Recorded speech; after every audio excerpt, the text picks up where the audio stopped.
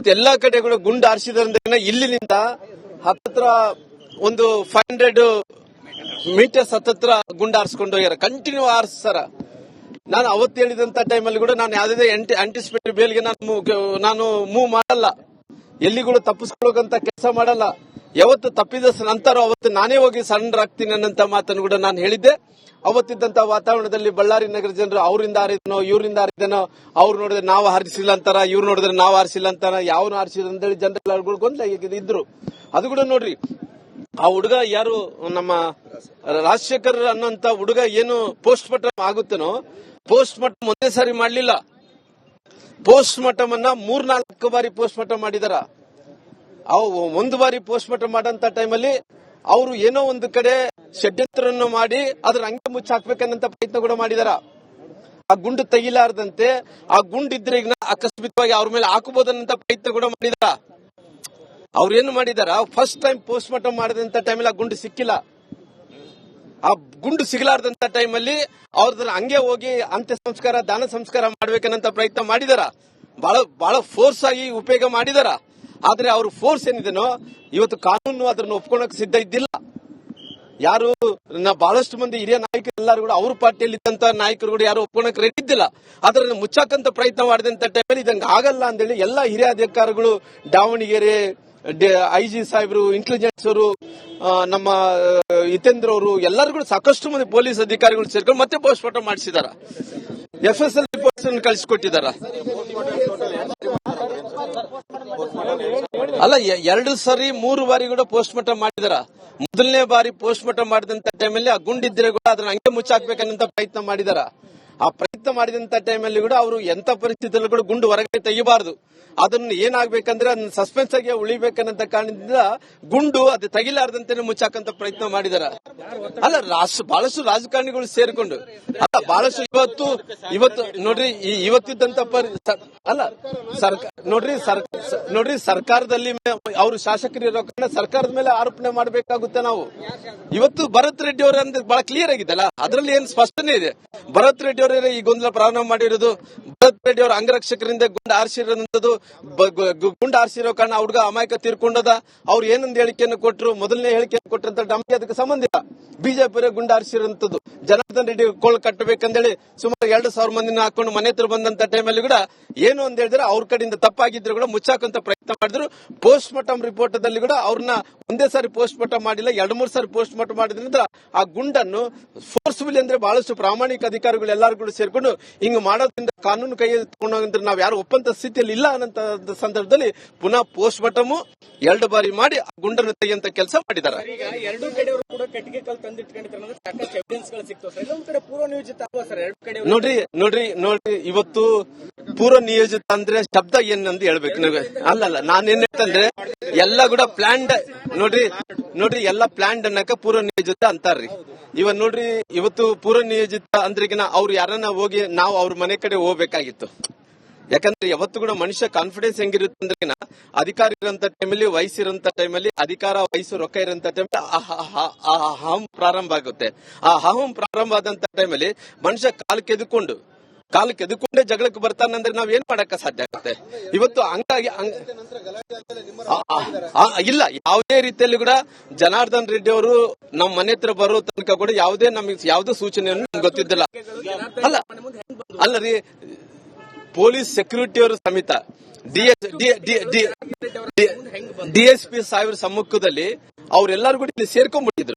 ಈ ಸ್ಪಾಟ್ ಅಲ್ಲಿ ಅವ್ರು ಇದ್ರು. ಇಲ್ಲೆಲ್ಲ ಸ್ಪಾಟ್ ಅಲ್ಲಿ ಇದ್ದಂತ ಟೈಮ್ ಅವ್ರ ಕೈಯಲ್ಲಿ ಬಡಿಗೆಗಳಿದ್ವು, ಅವ್ರ ಕೈಯಲ್ಲಿ ಪೆಟ್ರೋಲ್ ಬಾಂಬ್ಸ್ ಇದ್ವು, ಅವ್ರ ಕೈಯಲ್ಲಿ ಮಚ್ಚುಗಳಿದ್ವು. ಸಾಕಷ್ಟು ಮಂದಿ ಆಂಧ್ರದಿಂದ ಗುಂಡಗಳು ಕರೆಸ್ಕೊಂಡಿದ್ರು. ಸಾಕಷ್ಟು ಮಂದಿ ಅನಂತಪುರ, ಬೇರೆ ಬೇರೆ ಬಗಲಗಡೆ ಇದ್ದಂತ ಆಂಧ್ರ ಪ್ರದೇಶ ರಾಜ್ಯದಲ್ಲಿದ್ದಂತ ಬಗಲಗಡೆ ಎಲ್ಲಾ ಜಿಲ್ಲೆಗಳಿಂದ ಕರೆಸ್ಕೊಂಡಿದ್ರು. ಲೋಕಲ್ ಏಡ್ಸ್ ಕೂಡ ಸಾಕಷ್ಟು ಮಂದಿ ಯುವಕರು ಇತ್ತೀಚೆಗೆ ಡ್ರಗ್ಸ್ಗೆ ಅಭ್ಯಾಸ ಆಗಿ ಬಿಟ್ಟಿದ್ದಾರೆ. ಅದೇನೋ ಯಾವ ರೀತಿಯಲ್ಲಿ ಅಂದ್ರೆ ನೋಡ್ರಿ, ಅಲ್ರಿ ಯಾವುದೇ ಬಡಿಗೆಗಳೆಲ್ಲ ತಂದಿರೋದು ಅವರು ಅಲ್ಲಲ್ಲ ಬಹಳಷ್ಟು ಮಂದಿ ನೋಡ್ರಿ ಇವಾಗ ಅವರು ಬಂದಂತ ಟೈಮಲ್ಲಿ ಅವ್ರ ಕೈಗಳಲ್ಲಿ ಇದ್ದಂತ ಮಚ್ಚುಗಳು ನೋಡಿದಂತ ಟೈಮಲ್ಲಿ, ಕಲ್ಲು ತೂರಾಟ ಹಾಕಂತ ಟೈಮಲ್ಲಿ ಅಲ್ಲಿ ಬ್ಯಾನರ್ಗಳು ತಗೊಂಡು ಇಟ್ಟಂತ ಕಟ್ಟಿಗಳು ಕಸ್ಕೊಂಡಿರ್ಬೋದು, ಇಲ್ಲ ಅನ್ನಕ್ ಹೋಗಲ್ಲ. ನೋಡ್ರಿ, ನಾನು ಪ್ರಾಮಾಣಿಕ ಅಂತ ಹೇಳಕ್ ಹೋಗಲ್ಲ. ಅವ್ರು ನಡೆದಂತ ಘಟನೆಯಲ್ಲಿ ಇವ್ರು ಕೂಡ ಕಟ್ಟಿಗಳು ತಗೊಂಡಿರ್ಬೋದು.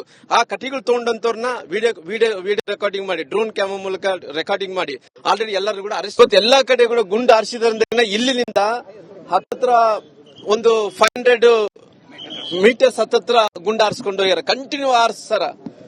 ನಾನು ಅವತ್ತು ಹೇಳಿದಂತ ಟೈಮಲ್ಲಿ ಕೂಡ ನಾನು ಯಾವುದೇ ಆಂಟಿಸಿಪೇಟರಿ ಬೇಲ್ಗೆ ನಾನು ಮೂವ್ ಮಾಡಲ್ಲ, ಎಲ್ಲಿಗಳು ತಪ್ಪಿಸ್ಕೊಳ್ಳೋಕಂತ ಕೆಲಸ ಮಾಡಲ್ಲ. ಯಾವತ್ತು ತಪ್ಪಿದ ನಂತರ ಅವತ್ತು ನಾನೇ ಹೋಗಿ ಸರೆಂಡರ್ ಆಗ್ತೀನಿ ಅನ್ನೋ ಮಾತನ್ನು ಕೂಡ ನಾನು ಹೇಳಿದ್ದೆ. ಅವತ್ತಿದ್ದಂತ ವಾತಾವರಣದಲ್ಲಿ ಬಳ್ಳಾರಿ ನಗರ ಜನರು ಅವರಿಂದ ಹಾರಿದನೋ ಇವರಿಂದ ಹಾರಿದನೋ, ಅವ್ರು ನೋಡಿದ್ರೆ ನಾವು ಹಾರಿಸಿಲ್ಲ ಅಂತಾರ, ಇವ್ರು ನೋಡಿದ್ರೆ ನಾವು ಹಾರಿಸಿಲ್ಲ ಅಂತಾರ, ಯಾವನು ಹಾರಿಸಿಲ್ಲ ಅಂತೇಳಿ ಜನರೆಲ್ಲ ಗೊಂದಲ ಇದ್ರು. ಅದು ಕೂಡ ನೋಡ್ರಿ, ಆ ಹುಡುಗ ಯಾರು ನಮ್ಮ ರಾಜಶೇಖರ್ ಅನ್ನೋಂತ ಹುಡುಗ ಏನು ಪೋಸ್ಟ್ ಮಾರ್ಟಮ್ ಆಗುತ್ತೇನೋ, ಪೋಸ್ಟ್ ಮಾರ್ಟಮ್ ಒಂದೇ ಸಾರಿ ಮಾಡ್ಲಿಲ್ಲ. ಪೋಸ್ಟ್ ಮಾರ್ಟಮ್ ಅನ್ನ 3-4 ಬಾರಿ ಪೋಸ್ಟ್ ಮಾರ್ಟಮ್ ಮಾಡಿದಾರ. ಒಂದು ಬಾರಿ ಪೋಸ್ಟ್ ಮಾರ್ಟಮ್ ಮಾಡಂತ ಟೈಮಲ್ಲಿ ಅವರು ಏನೋ ಒಂದು ಕಡೆ ಷಡ್ಯಂತ್ರವನ್ನು ಮಾಡಿ ಅದ್ರ ಅಂಗ ಮುಚ್ಚ ಹಾಕ್ಬೇಕನ್ನಂತ ಪ್ರಯತ್ನ ಕೂಡ ಮಾಡಿದಾರ.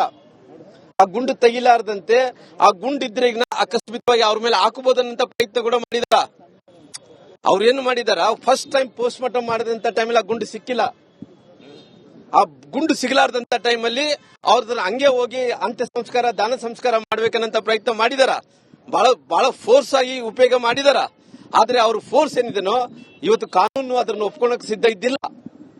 ಯಾರು ಬಹಳಷ್ಟು ಮಂದಿ ಹಿರಿಯ ನಾಯಕರು ಎಲ್ಲರೂ ಕೂಡ ಅವ್ರ ಪಾರ್ಟಿಯಲ್ಲಿ ಇದ್ದಂತ ನಾಯಕರು ಕೂಡ ಯಾರು ಒಪ್ಕೊಳಕ್ ರೆಡಿ ಇದ್ದಿಲ್ಲ.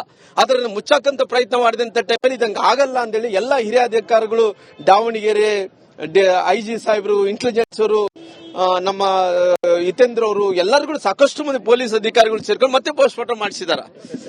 FSL ರಿಪೋರ್ಟ್ಸ್ ಅನ್ನು ಕಳಿಸಿಕೊಟ್ಟಿದಾರ. ಅಲ್ಲ, 2 ಸರಿ 3 ಬಾರಿ ಕೂಡ ಪೋಸ್ಟ್ ಮಾರ್ಟಮ್ ಮಾಡಿದಾರ. ಮೊದಲನೇ ಬಾರಿ ಪೋಸ್ಟ್ ಮಾರ್ಟಮ್ ಮಾಡಿದಂತ ಟೈಮಲ್ಲಿ ಆ ಗುಂಡಿದ್ರೆ ಕೂಡ ಅದನ್ನ ಹಂಗೆ ಮುಚ್ಚಾಕ್ಬೇಕನ್ನಂತ ಪ್ರಯತ್ನ ಮಾಡಿದಾರ. ಆ ಪ್ರಯತ್ನ ಮಾಡಿದಂತ ಟೈಮಲ್ಲಿ ಕೂಡ ಅವರು ಎಂತ ಪರಿಸ್ಥಿತಿಯಲ್ಲೂ ಕೂಡ ಗುಂಡು ಹೊರಗಡೆ ತೆಗಿಬಾರದು. ಅದನ್ನ ಏನಾಗ್ಬೇಕಂದ್ರೆ ಅದನ್ನ ಸಸ್ಪೆನ್ಸ್ ಆಗಿ ಉಳಿಬೇಕನ್ನಂತ ಕಾರಣದಿಂದ ಗುಂಡು ಅದು ತೆಗಿಲಾರ್ದಂತೆ ಮುಚ್ಚಾಕಂತ ಪ್ರಯತ್ನ ಮಾಡಿದಾರ. ಅಲ್ಲ, ಬಹಳಷ್ಟು ರಾಜಕಾರಣಿಗಳು ಸೇರಿಕೊಂಡು ಬಹಳಷ್ಟು ಇವತ್ತು ನೋಡ್ರಿ, ಇವತ್ತಿದ್ದಂತ ಅಲ್ಲ ನೋಡ್ರಿ ಸರ್ಕಾರದಲ್ಲಿ ಅವರು ಶಾಸಕರು ಇರೋ ಕಾರಣ ಸರ್ಕಾರದ ಮೇಲೆ ಆರೋಪಣೆ ಮಾಡಬೇಕಾಗುತ್ತೆ. ನಾವು ಇವತ್ತು ಭರತ್ ರೆಡ್ಡಿ ಅವರಂದ್ರೆ ಬಹಳ ಕ್ಲಿಯರ್ ಆಗಿದೆಲ್ಲ, ಅದರಲ್ಲಿ ಏನು ಸ್ಪಷ್ಟನೆ ಇದೆ. ಭರತ್ ರೆಡ್ಡಿ ಅವರೇ ಈ ಗೊಂದಲ ಪ್ರಾರಂಭ ಮಾಡಿರೋದು. ಭರತ್ ರೆಡ್ಡಿ ಅವರ ಅಂಗರಕ್ಷಕರಿಂದ ಗುಂಡು ಹಾರಿಸಿರೋಂಥದ್ದು, ಗುಂಡು ಹಾರಿಸಿರೋ ಕಾರಣ ಹುಡುಗ ಅಮಾಯಕ ತೀರ್ಕೊಂಡದ. ಅವ್ರು ಏನೊಂದು ಹೇಳಿಕೆಯನ್ನು ಕೊಟ್ಟರು, ಮೊದಲನೇ ಹೇಳಿಕೆಯನ್ನು ಕೊಟ್ಟರಂತ ನಮಗೆ ಅದಕ್ಕೆ ಸಂಬಂಧ ಇಲ್ಲ. ಬಿಜೆಪಿ ಗುಂಡು ಹಾರಿಸಿರುವಂತದ್ದು ಜನಾರ್ದನ್ ರೆಡ್ಡಿ ಕೋಲ್ ಕಟ್ಟಬೇಕಂದೇಳಿ ಸುಮಾರು 2,000 ಮಂದಿನ ಹಾಕೊಂಡು ಮನೆ ಹತ್ರ ಬಂದಂತ ಟೈಮಲ್ಲಿ ಕೂಡ ಏನು ಅಂತ ಹೇಳಿದ್ರೆ ಅವ್ರ ಕಡೆಯಿಂದ ತಪ್ಪಾಗಿದ್ರು ಕೂಡ ಮುಚ್ಚಾಕಂತ ಪ್ರಯತ್ನ ಮಾಡಿದ್ರು. ಪೋಸ್ಟ್ ಮಾರ್ಟಮ್ ರಿಪೋರ್ಟ್ ದಲ್ಲಿ ಕೂಡ ಅವ್ರನ್ನ ಒಂದೇ ಸಾರಿ ಪೋಸ್ಟ್ ಮಾರ್ಟಮ್ ಮಾಡಿಲ್ಲ, 2-3 ಸಾರಿ ಪೋಸ್ಟ್ ಮಾರ್ಟಮ್ ಮಾಡಿದ್ರಿಂದ ಆ ಗುಂಡನ್ನು ಫೋರ್ಸ್ಫುಲ್ ಅಂದ್ರೆ ಬಹಳಷ್ಟು ಪ್ರಾಮಾಣಿಕ ಅಧಿಕಾರಿಗಳು ಎಲ್ಲರೂ ಕೂಡ ಸೇರ್ಕೊಂಡು ಹಿಂಗ್ ಮಾಡೋದ್ರಿಂದ ಕಾನೂನು ಕೈ ತಗೊಂಡ್ರೆ ನಾವ್ ಯಾರು ಒಪ್ಪಂತ ಸ್ಥಿತಿಯಲ್ಲಿ ಇಲ್ಲ ಅನ್ನೋ ಸಂದರ್ಭದಲ್ಲಿ ಪುನಃ ಪೋಸ್ಟ್ ಮಾರ್ಟಮ್ 2 ಬಾರಿ ಮಾಡಿ ಆ ಗುಂಡನ್ನು ತೆಗೆಯಂತ ಕೆಲಸ ಮಾಡಿದ್ದಾರೆ. ಈಗ 2 ಕಡೆಯವರು ಕೂಡ ಕಟ್ಟಿಗೆ ಕಲ್ ತಂದಿಟ್ಕೊಂಡಿದ್ದಾರೆ, ಸಾಕಷ್ಟು ಎವಿಡೆನ್ಸ್ ಗಳು ಸಿಗ್ತಾವ ಸರ್. ಎಲ್ಲೊಂದ್ ಕಡೆ ಪೂರ್ವ ನಿಯೋಜಿತ ಅಲ್ವಾ ಸರ್ 2 ಕಡೆ? ನೋಡ್ರಿ ಇವತ್ತು ಪೂರ್ವ ನಿಯೋಜಿತ ಅಂದ್ರೆ ಶಬ್ದ ಏನಂತ ಹೇಳ್ಬೇಕು ನಾವು. ಅಲ್ಲಲ್ಲ, ನಾನೇನ್ ಹೇಳ್ತಂದ್ರೆ ಎಲ್ಲ ಕೂಡ ಪ್ಲಾನ್ಡ್. ನೋಡ್ರಿ ಎಲ್ಲ ಪ್ಲಾನ್ಡ್ ಅನ್ನಕ ಪೂರ್ವ ನಿಯೋಜಿತ ಅಂತಾರ್ರಿ. ನೋಡ್ರಿ, ಇವತ್ತು ಪೂರ್ವ ನಿಯೋಜಿತ ಅಂದ್ರಿಗಿನ ಅವ್ರು ಯಾರನ್ನ ಹೋಗಿ ನಾವು ಅವ್ರ ಮನೆ ಕಡೆ ಹೋಗ್ಬೇಕಾಗಿತ್ತು. ಯಾಕಂದ್ರೆ ಯಾವತ್ತು ಕೂಡ ಮನುಷ್ಯ ಕಾನ್ಫಿಡೆನ್ಸ್ ಹೆಂಗಿರುತ್ತೆ ಅಂದ್ರೆ, ಅಧಿಕಾರ ಇರುವಂತ ಟೈಮಲ್ಲಿ, ವಯಸ್ಸಿರುವಂತ ಟೈಮಲ್ಲಿ, ಅಧಿಕಾರ ವಯಸ್ಸು ರೊಕ್ಕ ಇರುವಂತ ಟೈಮಲ್ಲಿ ಅಹಂ ಪ್ರಾರಂಭ ಆಗುತ್ತೆ. ಆ ಅಹಂ ಪ್ರಾರಂಭ ಆದಂತ ಟೈಮಲ್ಲಿ ಮನುಷ್ಯ ಕಾಲು ಕೆದ್ಕೊಂಡೇ ಜಗಳಕ್ಕೆ ಬರ್ತಾನಂದ್ರೆ ನಾವ್ ಏನ್ ಮಾಡಕ್ಕ ಸಾಧ್ಯ ಆಗುತ್ತೆ. ಇವತ್ತು ಹಂಗಾಗಿ ಇಲ್ಲ, ಯಾವುದೇ ರೀತಿಯಲ್ಲಿ ಕೂಡ ಜನಾರ್ದನ್ ರೆಡ್ಡಿ ಅವರು ನಮ್ಮ ಮನೆ ಹತ್ರ ಬರೋ ತನಕ ಕೂಡ ಯಾವುದೇ ಸೂಚನೆಯನ್ನು ನಮ್ಗೆ ಗೊತ್ತಿದ್ದಿಲ್ಲ.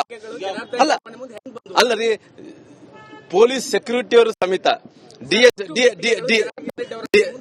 DSP ಸಾಹೇಬ್ರ ಸಮ್ಮುಖದಲ್ಲಿ ಅವರೆಲ್ಲರೂ ಕೂಡ ಇಲ್ಲಿ ಸೇರ್ಕೊಂಡ್ಬಿಟ್ಟಿದ್ರು. ಈ ಸ್ಪಾಟ್ ಅಲ್ಲಿ ಅವ್ರು ಇದ್ರು. ಇಲ್ಲೆಲ್ಲ ಸ್ಪಾಟ್ ಅಲ್ಲಿ ಇದ್ದಂತ ಟೈಮ್ ಅವ್ರ ಕೈಯಲ್ಲಿ ಬಡಿಗೆಗಳಿದ್ವು, ಅವ್ರ ಕೈಯಲ್ಲಿ ಪೆಟ್ರೋಲ್ ಬಾಂಬ್ಸ್ ಇದ್ವು, ಅವ್ರ ಕೈಯಲ್ಲಿ ಮಚ್ಚುಗಳಿದ್ವು. ಸಾಕಷ್ಟು ಮಂದಿ ಆಂಧ್ರದಿಂದ ಗುಂಡಗಳು ಕರೆಸ್ಕೊಂಡಿದ್ರು. ಸಾಕಷ್ಟು ಮಂದಿ ಅನಂತಪುರ, ಬೇರೆ ಬೇರೆ ಬಗಲಗಡೆ ಇದ್ದಂತ ಆಂಧ್ರ ಪ್ರದೇಶ ರಾಜ್ಯದಲ್ಲಿದ್ದಂತ ಬಗಲಗಡೆ ಎಲ್ಲಾ ಜಿಲ್ಲೆಗಳಿಂದ ಕರೆಸ್ಕೊಂಡಿದ್ರು. ಲೋಕಲ್ ಏಡ್ಸ್ ಕೂಡ ಸಾಕಷ್ಟು ಮಂದಿ ಯುವಕರು ಇತ್ತೀಚೆಗೆ ಡ್ರಗ್ಸ್ಗೆ ಅಭ್ಯಾಸ ಆಗಿ ಬಿಟ್ಟಿದ್ದಾರೆ. ಏನದೇನೋ ಯಾವ ರೀತಿಯಲ್ಲಿ ಅಂದ್ರೆ ಸರ್, ನಮ್ಮ ಪ್ರಶ್ನೆ ಜನಾರ್ದನ್ ರೆಡ್ಡಿ ಅವರ ಮನೆ ಮುಂದೆ ಕಟ್ಟಿಗೆಗಳು ಹೆಂಗ್ ತಂದಿದ್ರು? ನೋಡ್ರಿ, ಅಲ್ರಿ ಯಾವುದೇ ಬಡಿಗೆ ನೋಡ್ರಿ, ಬಡಿಗೆಗಳೆಲ್ಲ ತಂದಿರೋದು ಅವರು